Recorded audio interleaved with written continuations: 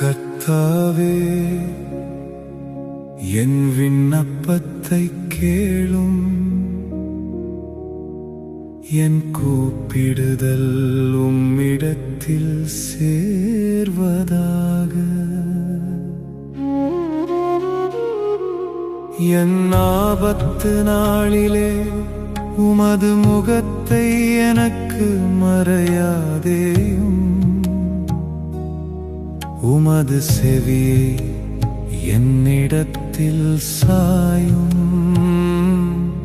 நான் கூப்பிடுகிற நாளிலே எனக்கு தீவிரமாய் உத்தரவு அருளிச் செய்யும். என் நாட்கள் புகையைப் போல் ஒழிந்தது. என் எலும்புகள் ஒரு கொள்ளியைப் போல் எரியுண்டது. என் இருதயம் புல்லைப் போல் வெட்டுண்டு உலர்ந்தது. என் போஜனத்தை புசிக்க மறந்தே. என் பெருமூச்சின் சத்தத்தினால் என் எலும்புகள் என் மாம்சத்தோடு ஒட்டிக் கொள்ளுகிறது. வனாந்தர நாரைக்கு ஒப்பானே, பாழான இடங்களில் தங்கும் ஆந்தையைப் போலானே. நான் நித்திரையில்லாமல் வீட்டின் மேல் தனித்திருக்கும் குருவியைப் போல் இருக்கிறேன்.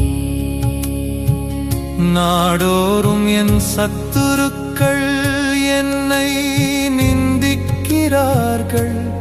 என் மேல் மூர்க்க வெறி கொண்டவர்கள் எனக்கு விரோதமாய் சாபம் இடுகிறார்கள். நீர் என்னை உயரத் தூக்கி தாழத் தள்ளினீர்.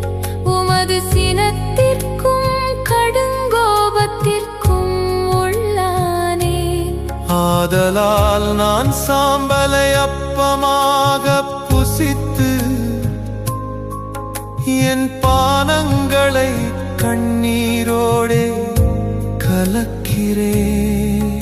என் நாட்கள் சாய்ந்து போகிற நிழலை போல் இருக்கிறது. புல்லைப் போல் உலர்ந்து போகிறேன். கர்த்தராகிய நீரோ என்றென்றைக்கும் இருக்கிறீர்.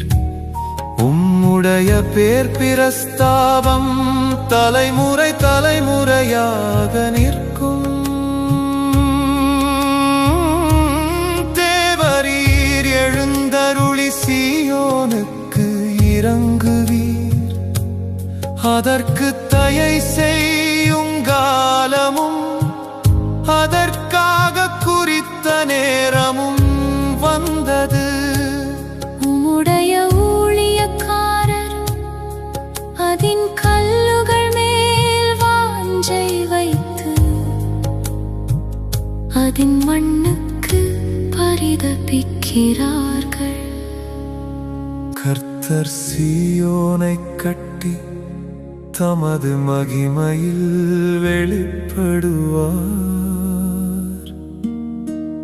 திக்கற்றவர்களுடைய ஜெபத்தை அலட்சியம் பண்ணாமல் அவர்கள் விண்ணப்பத்தை அங்கீகரிப்பார்.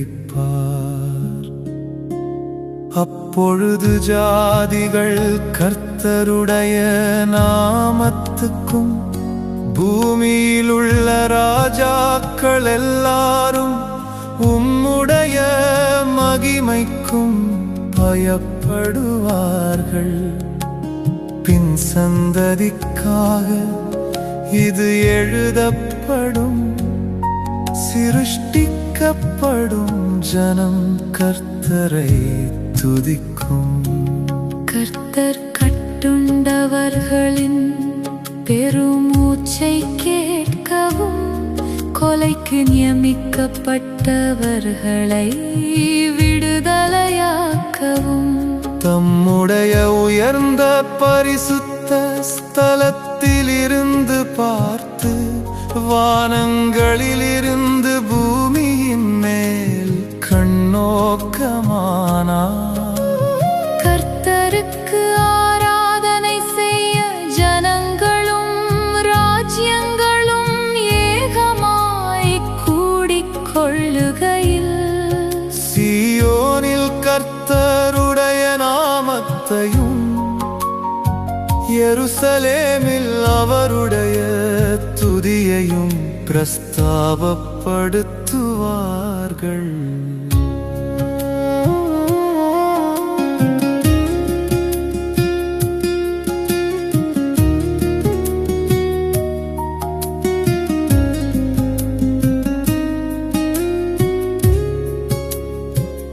வழியிலே என் பெலனை அவர் ஒடுக்கி என் நாட்களை குறுகப் பண்ணினார். அப்பொழுது நான் என் தேவனே பாதி வயதில் என்னை எடுத்துக் கொள்ளாதேயும்.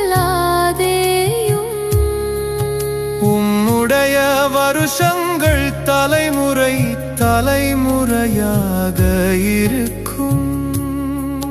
நீராதியிலே பூமியை அஸ்திபாரப்படுத்தினீர். வானங்கள் உம்முடைய கரத்தின் கிரியையாயிருக்கிறது. அவைகள் அழிந்து போம், நீரோ நிலைத்திருப்பீர். அவைகளெல்லாம் வஸ்திரம் போல் பழமையாய்ப்போ. அவைகளை ஒரு சால்வையைப் போல் மாற்றுவீர். அப்பொழுது மாறிப்போம். நீரோ மாறாதவராயிருக்கிறீர். உமது ஆண்டுகள் முடிந்து போவதில்லை. உமது அடியாரின் பிள்ளைகள் தாபரித்திருப்பார்கள். அவர்கள் சந்ததி உமக்கு முன்பாக நிலை பெற்றிருக்கும் என்று சொல்.